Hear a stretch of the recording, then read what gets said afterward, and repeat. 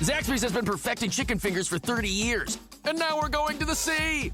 Shrimp butterflied and fried to perfection, and a perfect blend of Zax sauce and cocktail sauce called Zax Tail Sauce. The perfect southern fried shrimp meal. Woo, saucy! Zaxby's.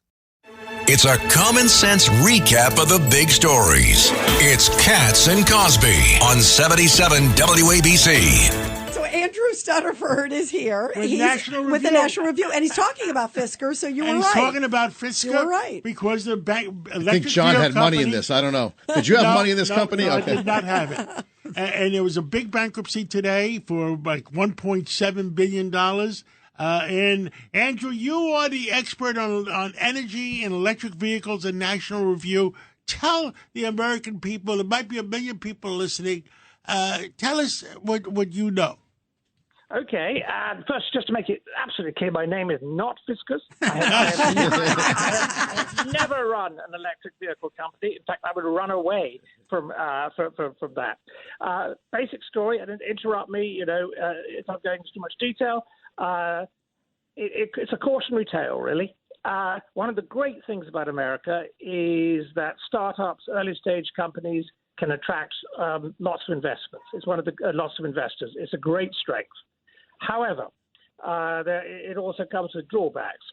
Fisker basically was a startup electric vehicle company.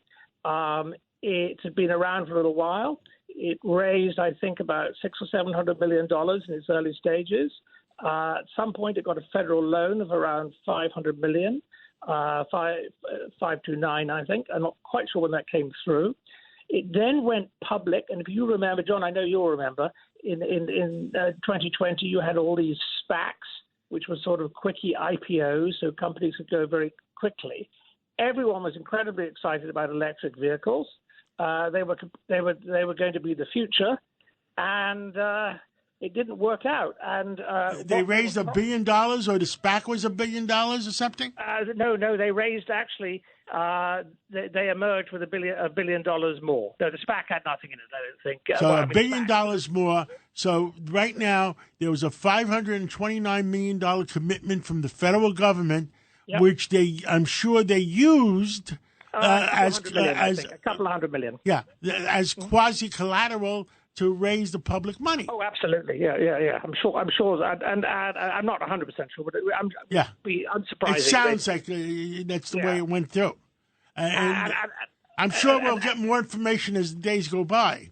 Well, there's one thing you want to think about when you're playing around with the numbers as to how much money has been lost with this. Don't just think about the people. Just don't think about the people who invested in the company directly. The all-time high for the company.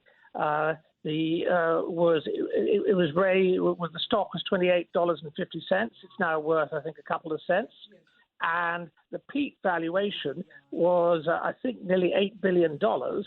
And so a lot of investors piled in, and on the hopes that EVs were the future. And the company was making great forecasts, and they weren't made. I mean, they were meant to be making, I think, $10 billion in sales for this year. And last year, I think they made maybe $1 billion, or not even that. Wow. Andrew, it's Tony Carbonetti. These companies also get helped by governors like Newsom saying the entire state is going to be electric by 20. So investors get all excited saying, I have to buy into this because the state's mandating you have to own an electric vehicle by 2035 or whatever it was. 2035. Yeah, no, you're absolutely right. Yeah. No. I mean, the hype surrounding these things, and there was, and if you remember back in 2021, that interest rates were zero, so people were next to zero, so there was no cost of capital. The investors get lured right in. Yep.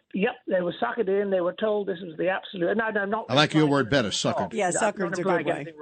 Yeah, but they were told this was the future, and then you had the Newsoms of this world coming in, and no one really stopped to ask if these cars were so great and everything was so great. Why were people having to be forced to buy them? I've never seen that. Don't start asking crazy questions now. Andrew, one more question. I mean, you're the energy expert, and we haven't talked about this. the people that under the ESG craze that some of the hedge funds are selling for solar cells and windmills, and those things I've been told are fraud. They're never gonna pan out. They're not. I've got thoughts about that.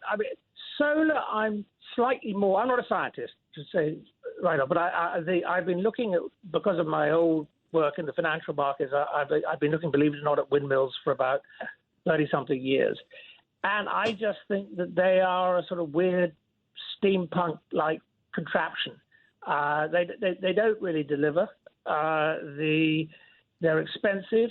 And one of the things that people don't remember, I know you, John, I know you know this, but people say, oh, we've got, all this capacity. Capacity doesn't matter.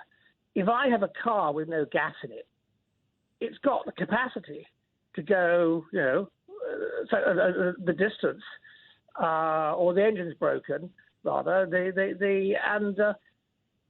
But it's irrelevant. The point is, if the wind isn't blowing, you've got the capacity, but it doesn't matter. It's zero. And it's not producing any energy. And I just don't think that wind turbines do what they're meant to do. And one of the things that you have to have is reliable, constant flow of energy.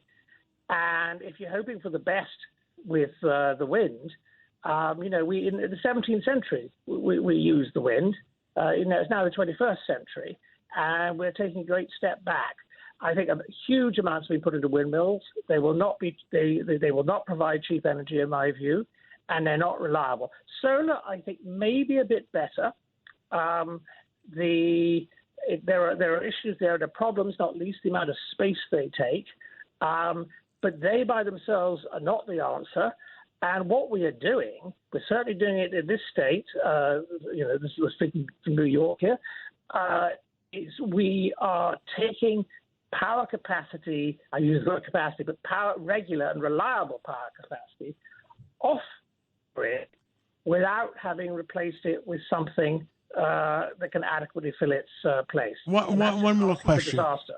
Yeah. In New York State, they're forcing us to do all electric buildings, electric stoves, electric everything, electric to move the water in the building. And if you have an electric car, if something happens to the grid, the reason for Space Force out there, Andrew, the reason for Space Force is to protect our satellites and protect our grids. Now, if there's a time of war, whether it's the Russians, whether it's the Chinese or North Koreans, whoever it is, the Iranians, if our grid goes down, the American people are living in a jungle. And it'll be a very cold jungle if you're in New York in December. No, we have not prepared. It's just Rule 101. We've got unfriendly Russians, Chinese, and all the rest of it. Rule 101 is you have many, many sources of power. And to convert everyone to electricity, so to speak, is just asking for trouble. Scary. Andrew, we'd like to talk. We're almost out of time. We'd like to talk some more about this because it's scary, because America depends on several sources of power. Thank you so much, Andrew, and thank you for coming on, and let's talk again real soon. This is Greg Kelly for Priority Gold. What does it mean to be America's precious metals dealer? It means that you're in touch with the hearts and minds of those who love this country, value our freedom, and want to protect the future. Priority Gold is that precious metals dealer. They've helped thousands of Americans back their retirement with solid gold and silver. Call Priority Gold at 888-506-6439. Receive free shipping, free storage, a free investment guide, and one of the best purchase experiences in the industry. Call now or go to PriorityGold.com.